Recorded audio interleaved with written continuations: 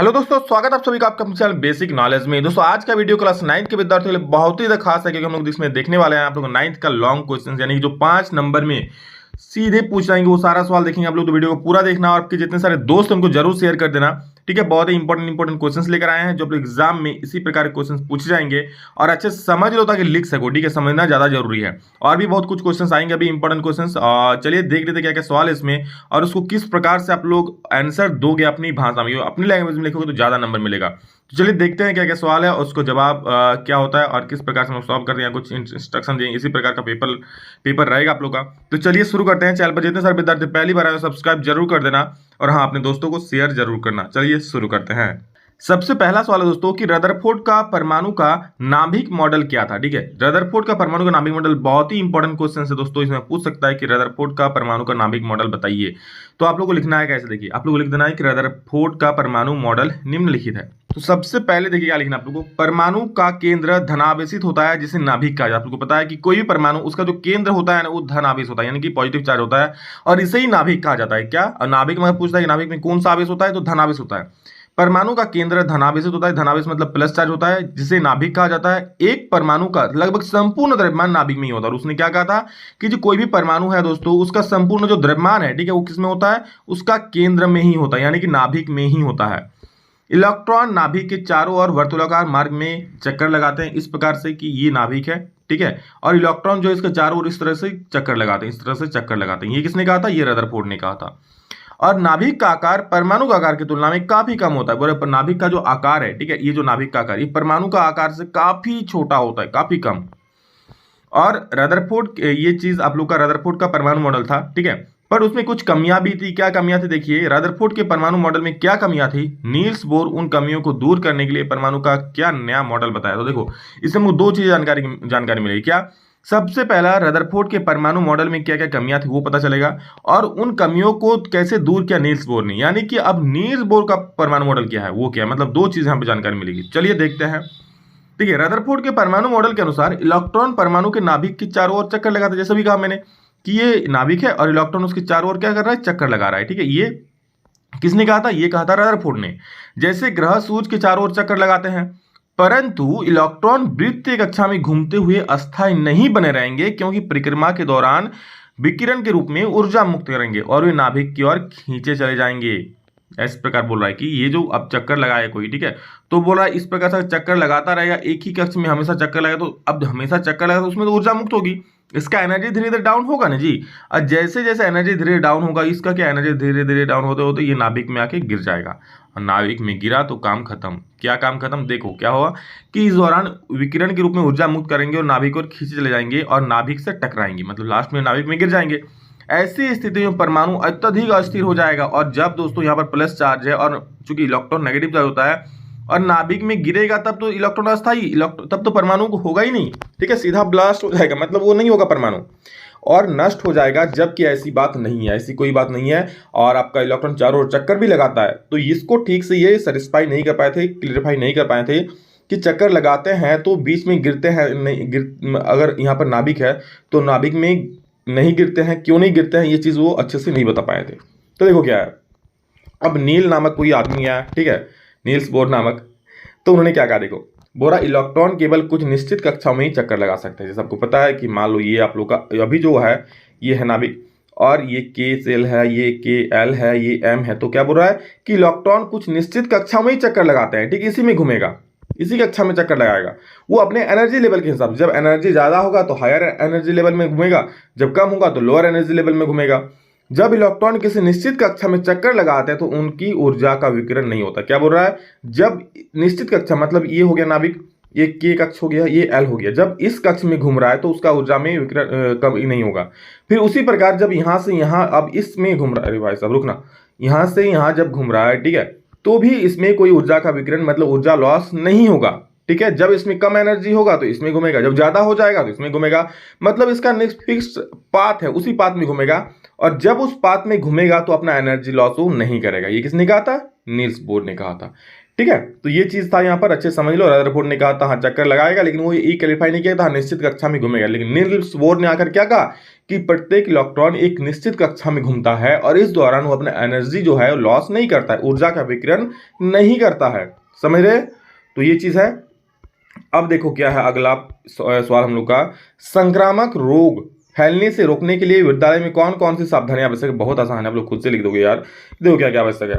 सबसे पहले खांसते हो, ठीकते नहीं भाई, छींकते। ठीक है, खांसते हो छींकते समय रुमाल का प्रयोग करना चाहिए। जब आप खांसोगे छींकोगे तो किसी मुंह के सामने थोड़ी खांस छींक दोगे, या तो फिर उसको भी हो जाएगा। इसलिए कहता है कि खांसते या छींकते समय हाथ को मुंह के सामने लेना चाहिए ताकि वो जो वायरस है बाहर ना फैले। या फिर रुमाल का प्रयोग कर लो। लेकिन नहीं, कोई कोई तो लड़का होता है ना, आप लोग की कोई नहीं जाके किसी के मुंह के सामने खांसेंगे छींकेंगे, तो ऐसा नहीं करना है। विद्यालय परिसर को स्वच्छ रखना है। ठीक है, विद्यालय परिसर को स्वच्छ रखकर, स्वच्छ पीने का जल का उपयोग करके, वैक्सीन या टीका लगाकर। ठीक है, मान लीजिए किसी को अगर कुछ हुआ है, कुछ वायरस को अटैक किया, तो वैक्सीन या फिर टीका, कुछ दवाई खा के वो ठीक हो सकता है। टॉयलेट को साफ सुथरा रख करके। ठीक है, आप लोग देखे होंगे पब्लिक प्लेस में जो टॉयलेट होता है उसमें आप घुस नहीं पाइएगा, इतना दुर्गंध होता है, कभी घुसेंगे तो आप देखेंगे। लेकिन स्कूल का उतना नहीं होता है क्योंकि उसको स्वच्छ रखा जाता है, साफ सुथरा रखा जाता है। तो इसी प्रकार स्कूल को टॉयलेट को साफ सुथरा रखना चाहिए अगर कहीं नहीं है तो। ठीक है, तो इस प्रकार से आप लोग प्रयास करके अब संक्रामक रोगों से फैलने से बच सकते हैं। अगला है और बहुत ही महत्वपूर्ण सवाल कि इलेक्ट्रॉन, प्रोटॉन और न्यूट्रॉन के गुणों की तुलना करें। Compare the characteristics of electron, proton and neutron. तो सबसे पहले हम इलेक्ट्रॉन के बारे में बात कर रहे हैं। देखो हमेशा याद रखना, इलेक्ट्रॉन पर क्या होता है, ऋण आवेश होता है, यानी कि नेगेटिव चार्ज होता है। ठीक है, इलेक्ट्रॉन कौन सा चार्ज होता है, नेगेटिवली चार्ज, यानी कि ऋण आवेश होता है। ऋण आवेश मतलब माइनस, ऋण मतलब क्या, जो घाटा में रहेगा, जो माइनस में रहेगा। इलेक्ट्रॉन नाभिक के चारों ओर चक्कर लगाते हैं, ये नाभिक हो गया, और इलेक्ट्रॉन क्या इसके चारों ओर चक्कर लगाता है ना, ये चीज हो गया। और इसे हम कैसे प्रदर्शित करते हैं, इसे हम ई से प्रदर्शित करते हैं, मतलब इलेक्ट्रॉन को ई से लिखते हैं। समझ गए? प्रोटॉन के बारे में बात करें, ठीक उसका उल्टा, इलेक्ट्रॉन में ऋण आवेश होता है तो प्रोटॉन में धन आवेश होता है। धन मतलब प्लस चार्ज होता है। प्रोटॉन नाभिक में उपस्थित होता है, जो नाभिक है ना यही तो है प्लस चार्ज, तो यही तो है प्रोटॉन। समझ रहे हो, मतलब इसी नाभिक में प्रोटॉन उपस्थित रहता है। और इसे हम लोग किससे, पी से प्रदर्शित करते हैं। न्यूट्रॉन क्या है भाई साहब, तो न्यूट्रॉन पर कोई आवेश नहीं होता है। न्यूट्रॉन से न्यूट्रल समझ लेना, न्यूट्रल है तो कोई आवेश नहीं, इस पर कोई आवेश नहीं होता है।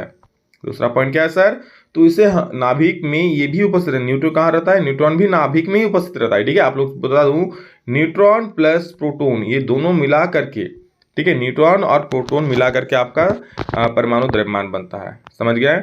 और इन्हीं किससे प्रदर्शित करते हैं, इन्हें एन से प्रदर्शित करते हैं। न्यूट्रॉन से एन, पी से प्रोटॉन और ई से इलेक्ट्रॉन। समझ गए? अच्छे से याद करना, ये सवाल पूछ सकता है।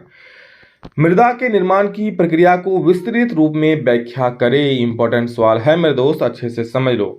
देखो मृदा के निर्माण निम्नलिखित प्रकार से होता है। क्या? सबसे पहले सूर्य पत्थरों को गर्म करता है, सूर्य रोशनी दे रहा है, पत्थरों को गर्म करती है जिससे वे प्रसारित, आपको पता है अब कोई भी चीज जब गर्म होगा तो फैलेगा, फैलेगा ना, तो ही गर्म होता है तो प्रसारित होता है। रात के समय पत्थर सिकुड़ जाते हैं, अब दिन में सूर्य का रोशनी मिला तो फैल गया, अब रात में ठंडा हो गया तो सिकुड़ना चाहेगा, सिकुड़ गया। इससे उसमें दरारें पड़ जाती है और वो टूट जाता है। आप लोग देखे होंगे कभी रॉड को बार बार इस तरह से घुमाते हो, इस तरह से, मतलब रॉड को एक ही जगह पर अगर किसी खास पॉइंट के अकॉर्डिंग टेढ़ा मेढ़ा करते हो तो वो वहां से टूट जाता है। क्यों? वहां गर्मी होता है, ठंडा होता है, मैं तो उस तरह से।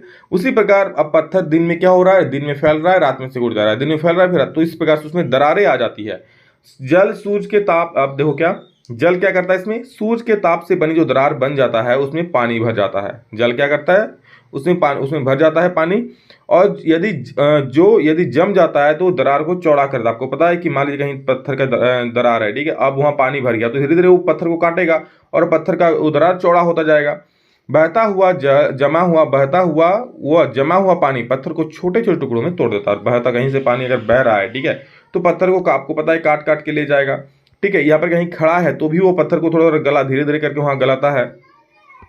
इसके अलावा तेज गति से जो बहता हुआ पानी है वो क्या पत्थर के टुकड़ों को बहा कर ले जाता है, जिससे आपस में टकरा कर टूट कर और छोटे जाते हैं। और कहीं कहीं देखा बहुत तेज गति से पानी बहता है ना, तो पत्थर बहा कर ले जाता है, वो टूट जाता है, छोटे टुकड़ों में परिवर्तित होता है। इस प्रकार मिट्टी अपने मूल पत्थर के स्थान से काफी दूर पाई जाती है। मान लीजिए यहाँ से पत्थर टुकड़ा निकला, ठीक है, अब वो बहकर पानी के साथ बहाकर क्या काफी दूर आ जाएगा, तो उसका जो मिट्टी तैयार हुआ काफी दूर ही मिलेगा ना। यहाँ पत्थर यहाँ पर तो नहीं मिलेगा क्योंकि बहाते बहाते बहाते बहाते कहीं कहीं कहाँ कहाँ बहता रहेगा। जीव क्या करता है, हवा क्या करता है, देखो हवा से पत्थर के टुकड़े आपस में टकराकर और भी छोटे टुकड़ों में बढ़ जाते हैं, हवा से भी टकराते हैं और छोटे टुकड़ों में बढ़ जाते हैं, और लास्ट में जीव भी मिट्टी बनने की प्रक्रिया को प्रभावित करते हैं। लाइकेन पत्थरों की सतह पर उगते हैं जो पत्थर को चूर्ण रूप में परिवर्तित कर देते हैं और मिट्टी के परत का निर्माण करता है। आप लोग देखेंगे कहीं अगर बड़ा पत्थर है उसके ऊपर कहीं पौधा उग गया तो देखेंगे उसके आसपास थोड़ा थोड़ा मिट्टी जम जाता है, क्यों, वो पौधा के कारण ही होता है ना। तो इस प्रकार से मिट्टी बनता है। बहुत हर एक कारक, हर एक चीज यहाँ पर अपना अपना योगदान देता है। अगला सवाल है जो काफी महत्वपूर्ण, यांत्रिक ऊर्जा क्या है और इसके दो प्रकार क्या है। 15 केजी द्रव्यमान की एक वस्तु 4 मीटर प्रति सेकंड के वेग से गतिशील है, वस्तु की गति ऊर्जा क्या होगी। दोस्तों आप लोग न्यूमेरिकल पर एक स्पेशल वीडियो आएगा, ठीक है, उसको जरूर देखना, क्योंकि 9 में न्यूमेरिकल पूछेगा ही पूछेगा आप लोग का, और न्यूमेरिकल अगर बना दोगे तो एक भी नंबर कटेगा नहीं, और बहुत आसान है न्यूमेरिकल, ठीक है। तो स्पेशल वीडियो भी आएगा न्यूमेरिकल पर, उसको जरूर देखना आप लोग।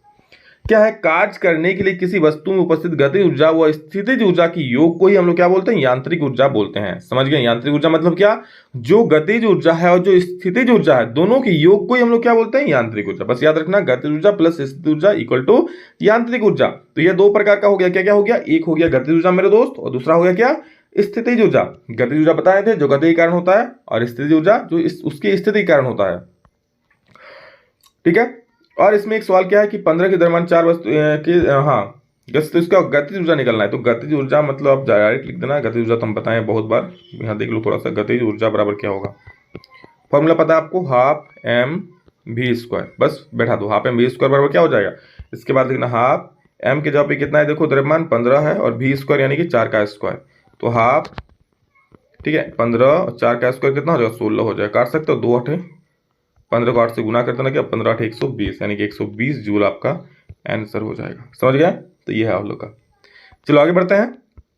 समस्थानिक से आप क्या समझते हैं, उदाहरण के साथ व्याख्या करें। तो देखो, किसी तत्व के वे परमाणु जिनका परमाणु संख्या समान परंतु परमाणु द्रव्यमान संख्या अलग अलग होता है, समस्थानिक होता है एक, और एक होता है मेरे दोस्त समभारिक। समभारिक मतलब क्या, भार समान होता है, द्रव्यमान समान होता है, लेकिन समस्थानिक मतलब क्या, परमाणु संख्या समान हो जाएगा। तो यही चीज है, किसी तत्व के वे परमाणु जिनकी परमाणु संख्या समान परंतु परमाणु द्रव्यमान संख्या अलग अलग होता है उसे समस्थानिक कहते हैं। जैसे हाइड्रोजन के 3 समस्थानिक होता है, क्या क्या होता है, प्रोटियम होता है दोस्त, ड्यूटेरियम होता है और ट्रिटियम होता है, ठीक है।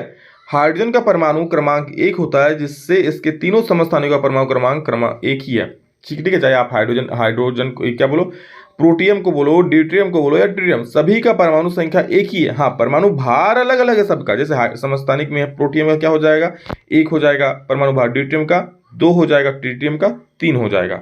समझ रहे हो, तो यही चीज है, परमाणु भार अलग अलग होता है बट परमाणु संख्या अलग सेम होता है, उसे हम लोग क्या बोलते हैं, उसे बोलते हैं समस्थानिक। और समभारिक मतलब भार समान होता है, द्रव्यमान समान होता है, पर क्या, परमाणु संख्या अलग अलग हो जाएगा। दोनों में बस इतना सा डिफरेंस है, समस्थानिक मतलब परमाणु संख्या समान, समभारिक मतलब परमाणु भार समान। समझ गए, तो आगे बढ़ो, समस्थानिक के 3 उपयोग बताओ। तो पहला उपयोग देख लो क्या है, यूरेनियम के एक समस्थानिक का उपयोग परमाणु भट्टी में ईंधन के रूप में किया जाता है। यूरेनियम का जो एक समस्थानिक उसे परमाणु भट्टी में प्रयोग किया जाता है, किस रूप में, तो ईंधन के रूप में किया जाता है। कैंसर के उपचार में कोबाल्ट के समस्थानिक का उपयोग किया जाता है, याद रखना, कैंसर के उपचार में कोबाल्ट के समस्थानिक का प्रयोग किया जाता है। और अंतिम में घेंघा रोग के इलाज में आयोडीन का समस्थानिक का उपयोग है। आपको पता है कि घेंघा रोग जो होता है तो उसके लिए आयोडीन नमक इस्तेमाल करने की सलाह दी जाती है, तो घेंघा रोग के लिए आयोडीन का इस्तेमाल किया जाता है। समझ गए, तो इतनी सी है कहानी जो सबकी जुबानी, और बहुत महत्वपूर्ण सवाल अच्छे समझा दिए हैं, आप भी समझ लो। और नेक्स्ट वीडियो किस पर चाहते हो कमेंट करके जरूर बोल देना। एग्जाम साइंस का अंतिम है, सारा कसर इसमें पूरा कर देना, अच्छे से पढ़ो ताकि अच्छे से एग्जाम में अच्छा नंबर ले आओ। चलिए, so love you all, thank you all of you, अभी के लिए इतना ही, फिर मिलेंगे नेक्स्ट वीडियो में जल्दी, तब तक के लिए जय हिंद, वंदे मातरम।